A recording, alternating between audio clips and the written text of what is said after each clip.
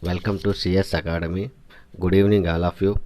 Today we will discuss about the relation between stress and strain and relation between elastic constants and stress strain diagram for ductile materials. Now, coming to the stress. Actually, stress is equal to resistance load by original cross-sectional area. All of you we have discussed the stress may be classified as two types. One is shear stress, another one is normal stress. This normal stress is also called as linear stress. Strain equal to changing length by original length, and it is also stress is also classified in two ways. One is normal strain, another one is shear strain. That normal strain is linear or longitudinal strain. See here the relation between stress and strain. According to Hooke's law, see here, according to Hooke's law, stress is directly proportional to strain up to proportionality limit and within elastic limit. Very important point. That means according to Hooke's law, stress is directly proportional to the strain up to proportional limit within elastic limit. Now you take this linear stress, it is directly proportional to the linear strain, or it is also called as normal stress is directly proportional to the normal strain. And directly proportional, you remove this proportionality, just you add some constant. That means that constant is equal to linear stress by linear strain or normal stress by normal strain. That constant is equal to, that constant is represented with help of E. That E is called as Young's modulus. The units will be Young's modulus units will be, the stress units will be newtons and the area units will be meter square. And Young's modulus, it is not strain, it is not having any units. That means finally Young's modulus is equal to E units will be Newton per meter square. Now what is the importance of Young's modulus? And most of the people they are discussing about the E is equal to stress by strain. That means what is Young's modulus means? Young's modulus value, it decides the strength of a material. Strength of the material means, suppose example you take a rubber and steel materials. That means steel, it is nearly Young's modulus value 250 MPa. That means it decides it is more value and it is nearly 20 MPa or it is a very less value. That means suppose if it is a rubber, it will be there both when you consider as a rubber, it will be a linear stress and at the same time it will be a linear strain. That means if you consider a steel also, linear stress will be there, linear strain will be there. That means steel, it is taking some time. That means its strength will be more. That means steel, it is a composed of some molecules and rubber is composed of a some molecule. That means matter it is changes. That means materiality changes. When materiality changes, Young's modulus value will be changes. That means Young's modulus, it decides that how best the stress and strain will be happens. Suppose if you consider a stress is steel, the steel material, the stress will be different and the strain will be different. And you consider a rubber, the stress will be different and the strain will be different. That every material linear stress is directly proportional to the linear strain. But what happens here, only the thing is changes from material to material. Who will tell you that that material it is having a own property? That property is called as a Young's modulus. So what is the use of Young's modulus? In Young's modulus, they are using in, whenever you are using in bending equation, at that time M by E is equal to E by R is equal to F by Y. That means E decides, E it is known as Young's modulus. Here this is the importance of Young's modulus. Now you coming to the strain.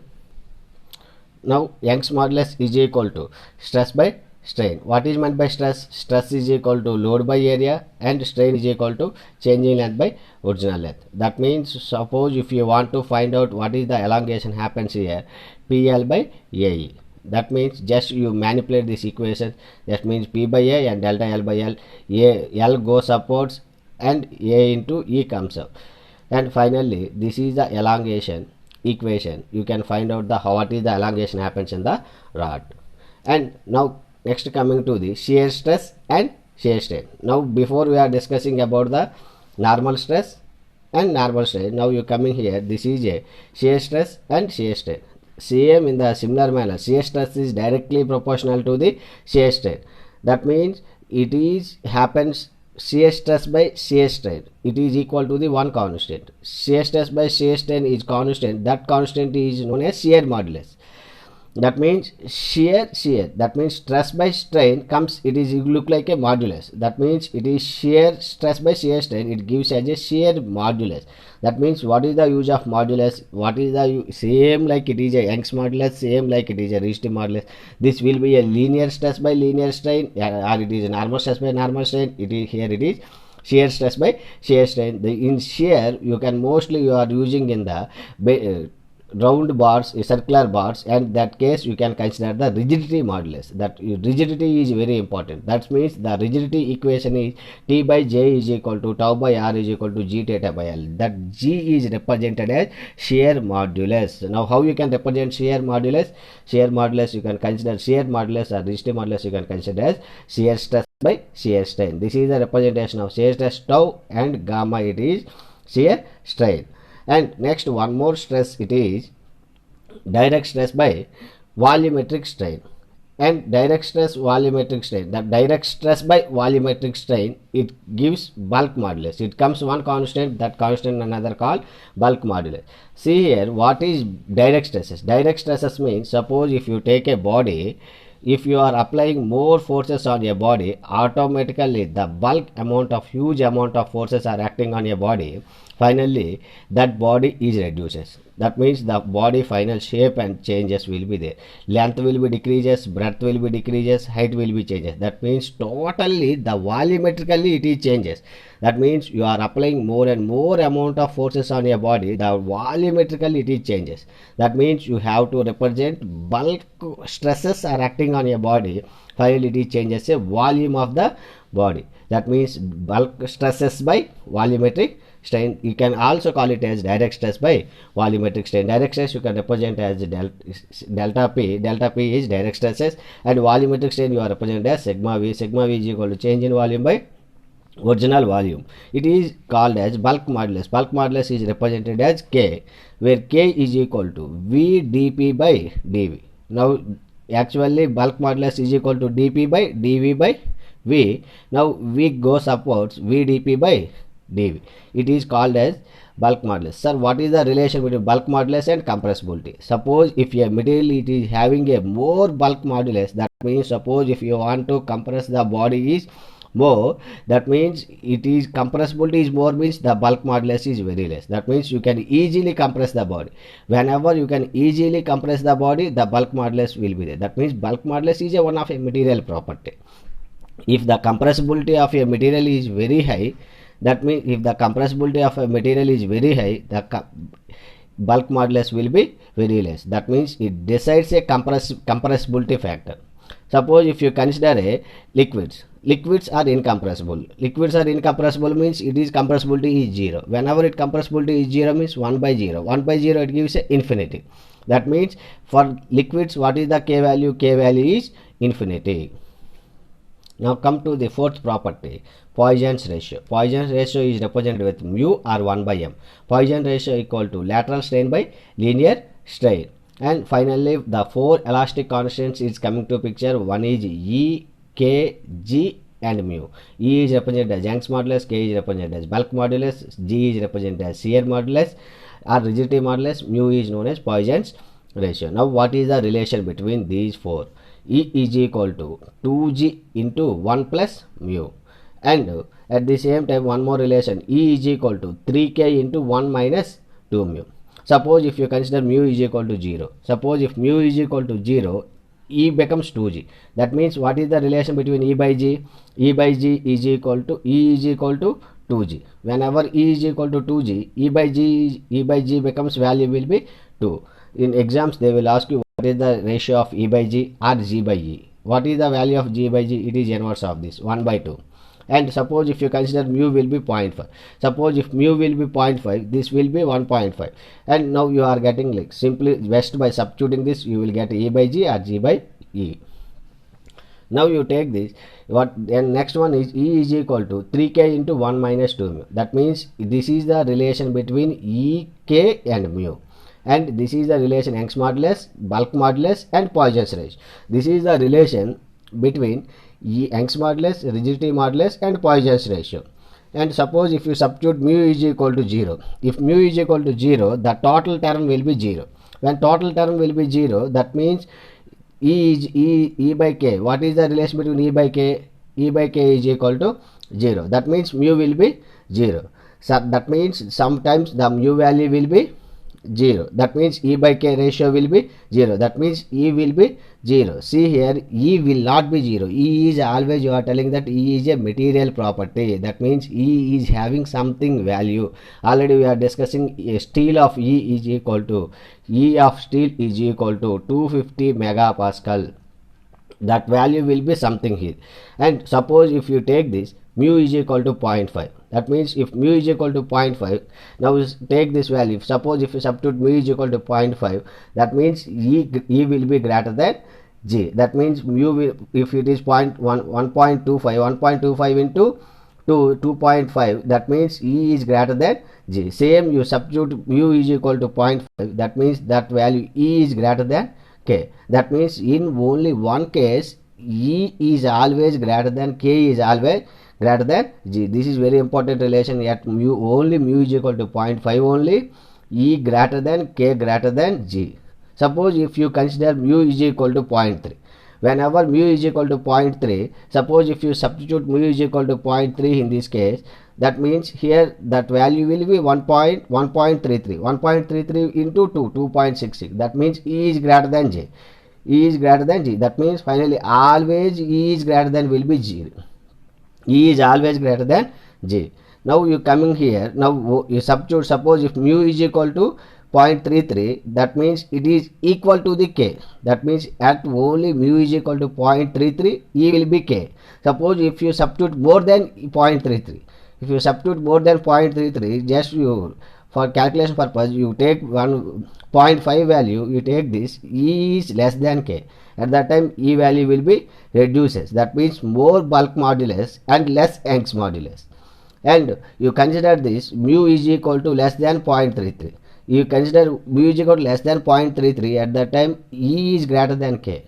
That means Young's modulus value will be more, bulk modulus value will be reduces. Sir, why you are considering only 0.25 and 0.33? Actually, all engineering materials, it is varies from 0.25 to 0.33 only. Like it is a steel, high carbon steel, medium carbon steel, all varies from.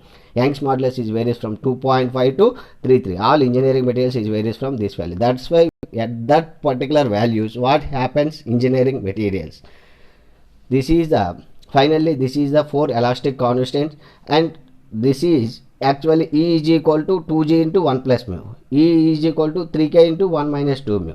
Now what is the relation between E, K, G? That means you are removing mu, E is equal to 9 kg by 3K plus G. For isotropic material, the number of independent elastic constants. Now what are the 4 elastic constants? E, K, mu, G. 4 elastic constants. How many number of independent elastic constants are required for isotropic material? That means any 2 is required. Suppose why any 2 is required?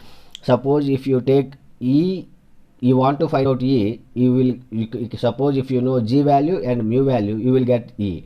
Suppose if you want to find out K, if you are given E value, if you are given mu value, you will find out K value. Suppose if you want to find out E, suppose if they are given K value, G value, you will get a E value. That means to find out any property, at least 2 independent elastic constants are required. Very important in competitive exams, they will ask you number of independent elastic constants are required for isotropic material. Now I will tell you what is isotropic material. Same like orthotropic material. Orthotropic means the properties are in 90 perpendicular to the direction, 90 degrees direction.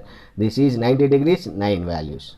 And anisotropic value will be 21. See here I will tell you what is isotropic, what is anisotropic and what is homogeneous material. Isotropic means the properties are similar in all directions. Suppose if the stress acting in 5 newtons, for load acting in 5 newtons, the all directions, how many directions will be there? 360 directions, the property, the stress acting force acting is 5 newtons, 5 newtons, 5 newtons. That is known as the properties are same in all directions at that particular point only. That is known as a isotropic. Suppose if you take this is a bar here, this is the first point and this is the second point. Now suppose if all values will be there at 5 newtons, if at that 2 point the value will be changes. Suppose at that 2 point the stress will be, the load acting will be, will be 10 newtons, but at that point all directions it will be 10 newtons. That is also isotropic material. That means in all cases it will be a stress load acting will be in 10 newtons. This is isotropic. That means at that one particular point, tropic means one particular point, its properties is same in all directions. That is known as isotropic. And isotropic means it is a opposite word. The properties are changes. Suppose if it is 5 newtons, it will be 15 newtons, it will be 20 newtons. The properties are changes, it will be an isotropic. That means, see here, suppose if a body shape is suddenly changes here from one place to other place, here the stress will be different, here the stress will be different, here the area will be more, here the area will be less. The stress actually is equal to load by area. That means area changes, load will be changes, stress will be changes. That means this is anisotropic. And homogeneous means it is a same chemical composition throughout this. Suppose if you take this is a wood, okay, this entire all properties will be same. This is entire all chemical composition will be same. Homogeneous means the properties are same at each and every material, each and every layer. The properties are same in entire material, same chemical composition. Isotropic means the properties are same at a particular point. See here, this is at a particular point. This is a entire material. That means you are imagine that this is a ideal condition. The material should be homogeneous and isotropic. That means for simply you understanding this, you are simplicity, just for sake of understanding only, you are making this assumption. The material should be homogeneous and isotropic. Now, stress strain diagram for a ductile material. This is also called as mild steel material. So what is meant by ductile material and what is meant by brittle material? In the universe, two types of materials will be there. One is ductile material, another one is a brittle material. That means ductile material example is mild steel, and brittle material example is chalk piece. Okay, what's happening here? In brittle material, whenever you are apply load, when it fail condition, it will not give any instructions. But mild steel, whenever it is failure happens, it is reaches certain points. First it will be proportionality limit, elastic point, and finally it will be a failure point. But when you take a chalk piece, suppose if you are apply load more than that ultimate load, it automatically suddenly fails. It not giving any instructions, it not giving any suggestions. And ductile materials, see, imagine this is a ductile material is a best material and brittle materials are very bad materials. You don't think like this. Each and every material is having its own significance. For the sake of understanding only, now we are going to take a ductile material stress strain diagram. Ductile means you are considering as a mild steel. Now you are taking as a mild steel material. See here, this is UTM machine. In UTM machine, you fix it as a upper jaw and lower jaw. You fix it the rod, and when you fix it the rod, that means it is taking some area, here it is losing some area. That means only this length will be useful.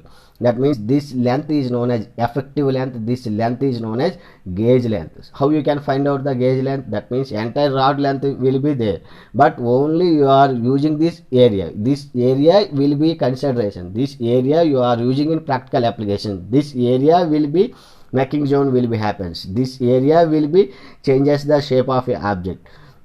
That means that is call it as a gauge length. How you can find out the gauge length? Gauge length is equal to 5.65 into root A naught. Okay, now what is A naught? A naught is the original cross sectional area. How you can find out the original cross sectional area? If the diameter of the bar is d, pi by 4 d square. Cross sectional formula is pi by 4 d square. Now you coming to the stress strain diagram. In stress strain diagram, if you are applying load on a UTM machine, you are applying a tensile load. Whenever you are applying tensile load or pulling load, the material behaves like different states. The first point is A, that it shows A, first it is reaches A, I will tell you what is A, what is B.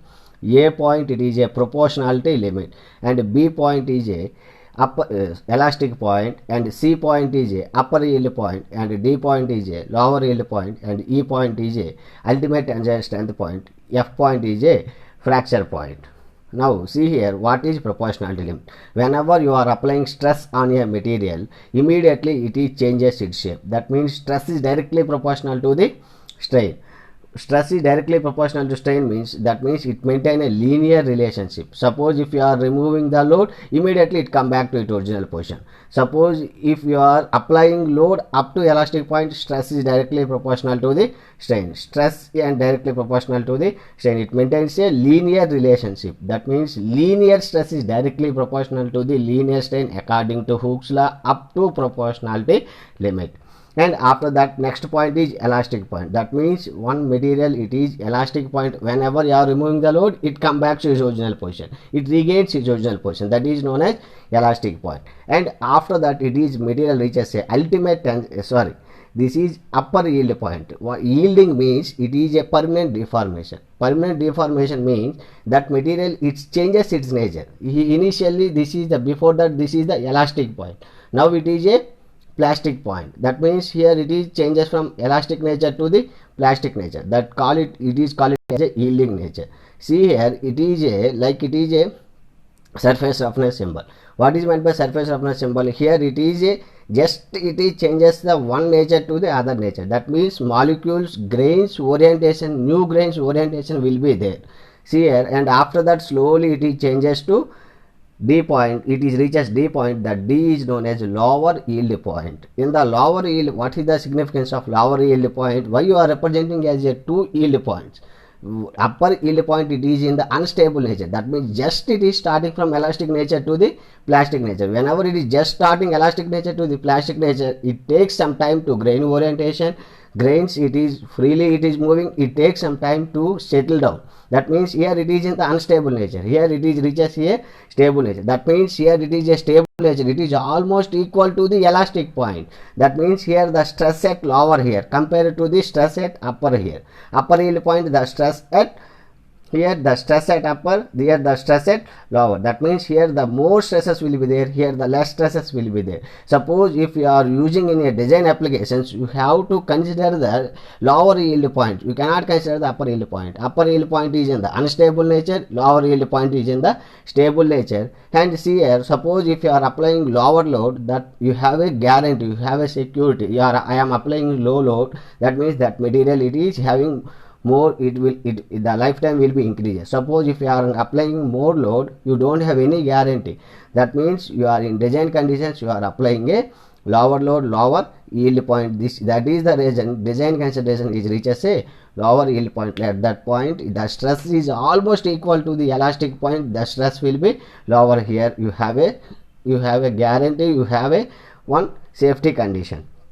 And after that, it is going slowly, it is reaches to the E point. That E point is known as ultimate tensile strength point.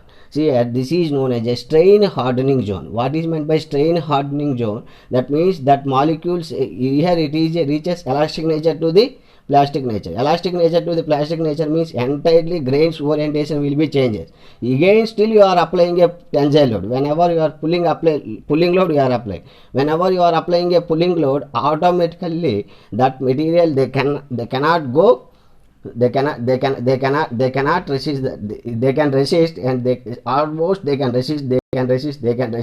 resist. That material, it shows like it is, that behavior is very hard, and finally it is reaches ultimate tensile strength point. That means still you are applying the load. Whenever you are applying a load, that material grains orientation, when the new grains is formed, all new grains will try to resist the load. All new grains, they try to resist the load. That means for small stress, it will induce a large strain. That means strain, it will changes the automatically the for the strain, automatically strain induces a body, finally they cannot move, they can always try to absorb the energy, but it will not, it is separate the body, and it is finally it shows a whatever the amount of energy they have internally, they can shows here. Finally it is reaches a ultimate tensile strength point, and still you are applying the load. Whenever you are applying the load, automatically that material, it cannot resist that. Finally that material, it is goes into a fracture point. Fracture means it is separates into two parts. See here, that means F it is reaches a fracture point. Now what is the main difference between the failure and fracture? See here, last point is not a failure point, it is a fracture point. Fracture means it is a separation. Failure means it is not a failure, means just it is changes its shape. Whenever it is changes its shape, that means it is changes its shape. Suppose if you take a fan, if you little bit you bend this, that efficiency will be reduces, the lifetime will be reduces, that is called as a failure.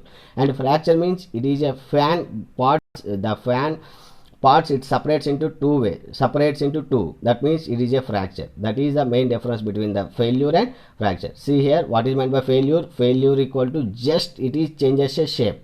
Whenever it bends, it changes, shape change will be there. When shape change will be there, automatically the lifetime of the fan, bending fan, lifetime will be reduces. Fracture means it is a separation of two parts, like it is a crack will be happens, it will be finally it is changes a shape.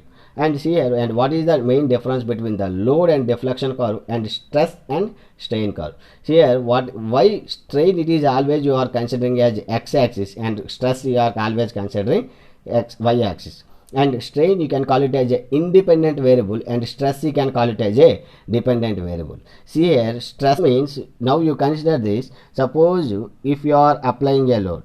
See here, suppose if it is a body, whenever you are applying a load, immediately that changes its shape. Whenever immediately changes its shape, that immediately the resistance force will be there. See here, that means first strain comes, that means first deformation happens. Immediately the resisting force will be there. That means that strain it is independent, stress it is dependent. That means see here, this stress means it is a resisting force. When resistance force comes, immediately when there is a shape change will be there, and shape change will be there means shape change, any shape change means deformation will be there. That means strain is a input and stress is a output, and strain is a independent variable and stress is a dependent variable. When there you are applying a load, immediately deformation happens. This to avoid that deformation, the stress comes. That means stress it is depending, that stress is depending upon the strain. That means because of the independent variable, dependent variable will be happens. That's why you call it as a strain is a independent variable and stress is a dependent variable. And similarly, load and deflection curve. Whenever you are applying load on a material, immediately deflection will. When deflection immediately is ready to start, that load will be there. The resistance load. See here, this is load means it is not a normal load. This is a resisting load. Whenever it is a resisting load, that when resisting load comes, only you are applying. When there is a deflection there, when it will be deflection, at that point only resisting load will comes to picture. Without any deformation, will not be resistance load. To avoid the deflection, resistance load will be there.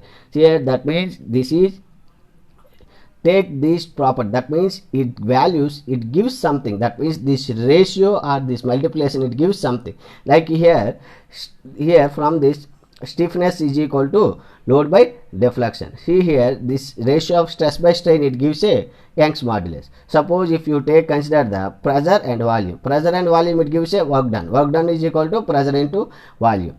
Like this, that graph it gives something, that means it shows something. And see here, from this load and deflection, load by deflection it gives a stiffness. Load units will be newtons and deflection units will be meters. Same in the similar way, one more property will be there. That property is surface tension.